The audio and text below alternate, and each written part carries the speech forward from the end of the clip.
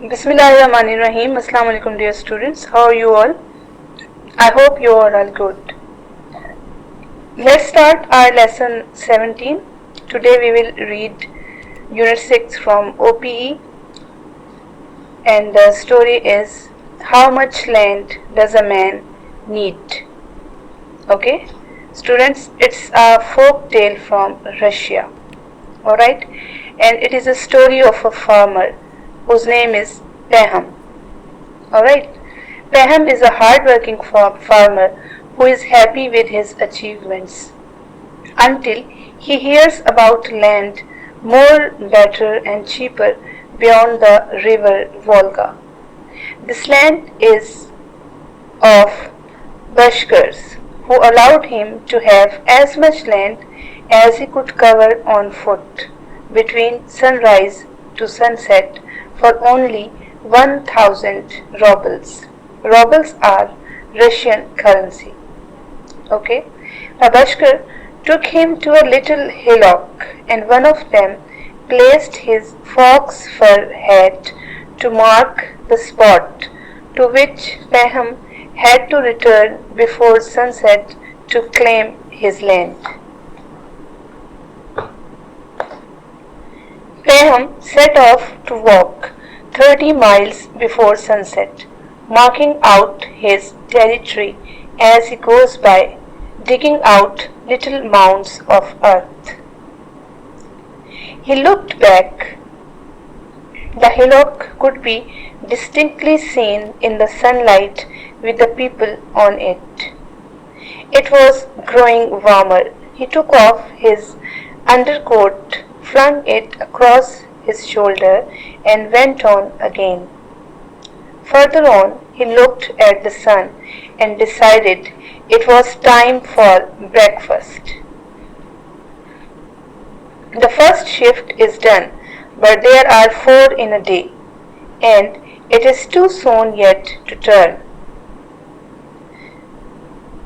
But I will just take off my boots, he said to himself. So he sat down, took off his boot, and went on. It was easy walking now. He went straight on for a while, and when he looked round, the hillock was scarcely visible, and the people on it looked like black ants. And he went straight on for a while, and when he looked round, the hillock was scarcely visible, and the people on it looked like black ants. And he could just see something glistening there in the sun.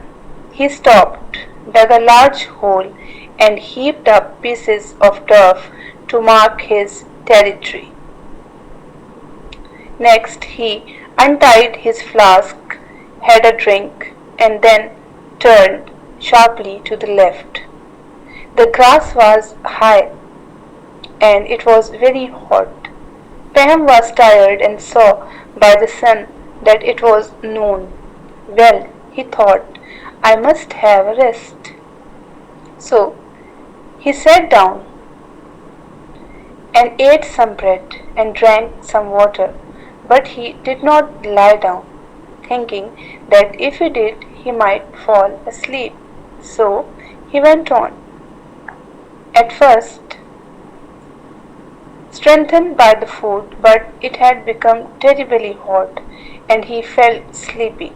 Yet still he went on, thinking, an hour to suffer, a lifetime to live. He was exhausted from the heat. His bare feet were cut, and his legs began to fail. He longed to rest, but it was impossible if he meant to get back before sunset. The sun waits for no man, and it was sinking lower and lower. If only I had not gone so far trying for too much, he thought bitterly. It was very hard walking, and even though he pressed on, he was still far away. He began running threw away his coat, his boots, his flask, and his cap, and kept only the spade which he used as a support. I have grasped too much. What a fool I have been! I can't get there before the sunset, he thought to himself. And this fear made him still more breathless. He ran on, and as he drew nearer, he heard the buskers yelling and shouting to him. He gathered his last strength and ran on. The sun was close to the rim. It was about to set. Pam could already see the people on the hillock waving their arms to hurry him up. He could see the fox fur cap on the ground and the chief holding his sides with laughter. There is indeed plenty of land, thought Pam, but will God let me live on it? With all his remaining strength, he rushed on, bending his body forward so that his legs could hardly follow fast enough to keep him from falling. Just as he reached the hillock, it suddenly grew dark. He reached the top, fell forward with outstretched hands, and reached the fir head. What a fine fellow! Exclaimed the chief, laughing. See how much land he has gained. The servant came running up and tried to raise him, but he saw that blood was flowing from his mouth.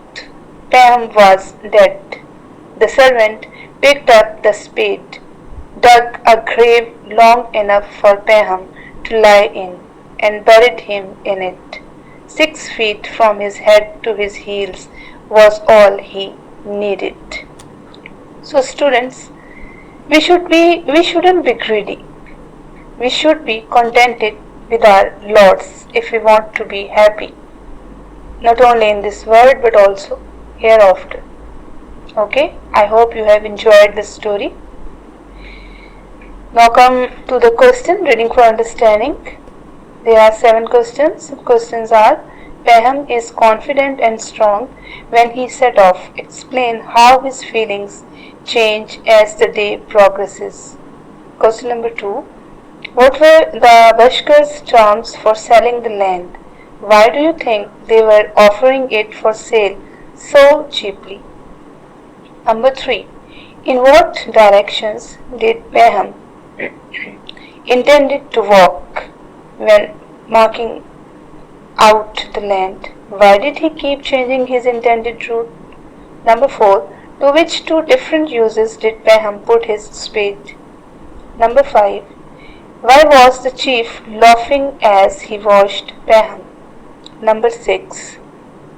The story is called How Much Land Does a Man Need? How much did Paham think he needed?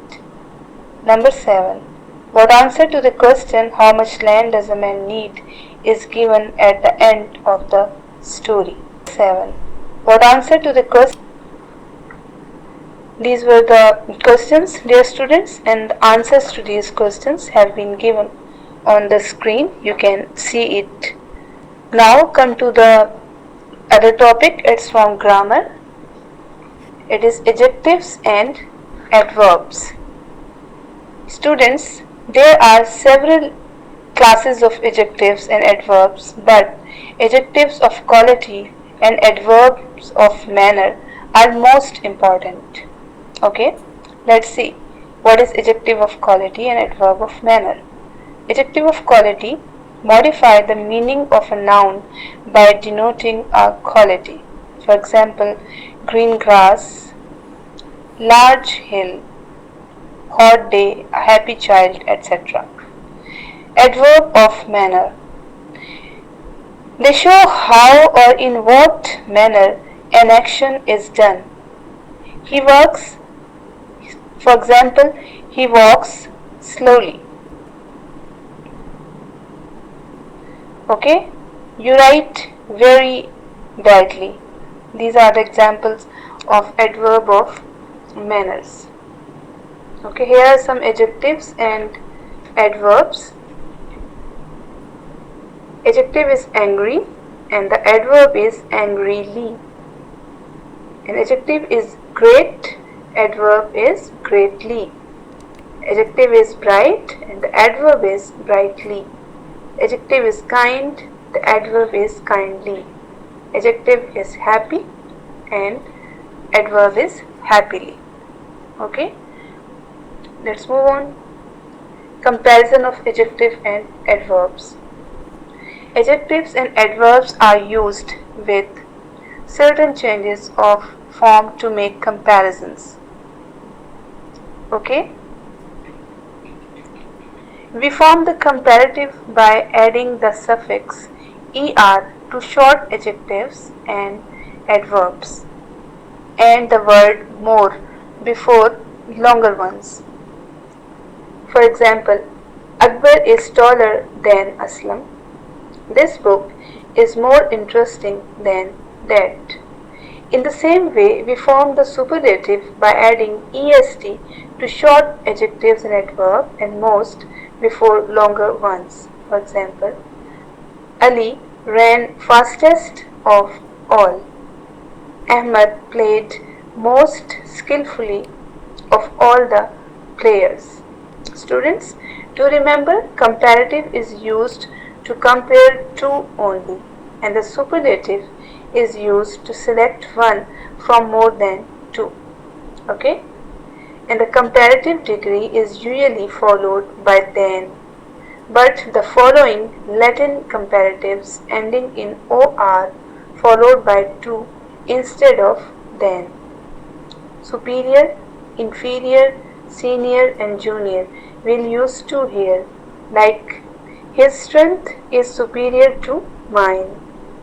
His strength is inferior to mine. This man is senior to that. This man is junior to that. Okay?